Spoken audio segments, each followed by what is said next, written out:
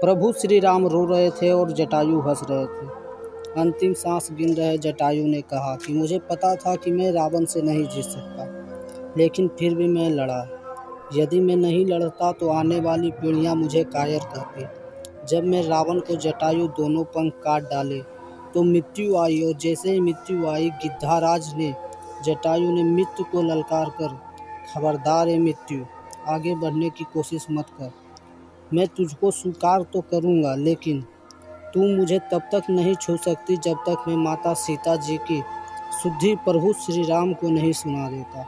और मौत उन्हें छू नहीं पा रही थी, कांप रही थी। खड़ी होकर मौत तब तक खड़ी रही, कांपती रही।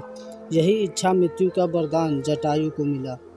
किंतु महाभारत के भीष्म पितामह छह महीनों के बाणों की साथ पर लेटे रह करके मृत्यु की प्रतीक्षा करते रहे। आंखों में आंसू हैं और पश्चाताप सो रहे हैं। भगवान मन की मन मुस्कुरा रहे हैं। कितना अलौकिक है यह दृश्य। रामायण में जटायु भगवान की गोदी रूपी सत्या पर लेटे हैं। प्रभु श्री राम रो रहे हैं और जटायु हंस रहे हैं। वहाँ महाभारत में भीष्म पितामह रो रहे हैं और भगवान श्री कृष्ण हंस रहे हैं। भिन्नता प्रतीत हो रही है कि नहीं, अंत समय जटायु को प्रभु श्री राम की गोद में मिली, लेकिन भीष्म पितामह को मरते समय बाण की संख्या मिली। जटायु अपने कर्म और बल पर अंत समय में भगवान की गोदी में रूप सत्या प्राण त्याग रहे हैं। प्रभु श्री राम की शरण में बाणों पर लेटे भीष्म पितामह रो रहे हैं। ऐसा अंतर क्यों है?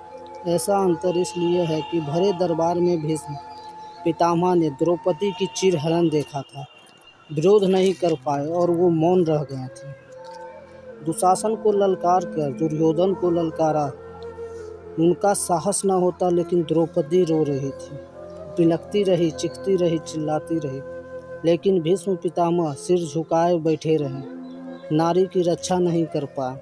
उसका परिणाम यह निकला कि इच्छा मृत्यु का वरदान पाने पे भी बाणों की संख्या मिली और जटायु नारी का सम्मान किया, अपने प्राणों की आहुति दे दी।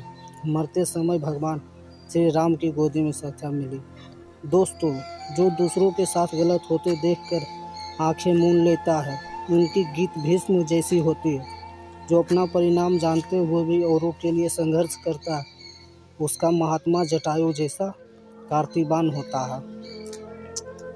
अतः सदैव गलत का विरोध जरूर करना चाहिए, लेकिन सत्य परेशान जरूर होता है, पर पराजित कभी नहीं होता है।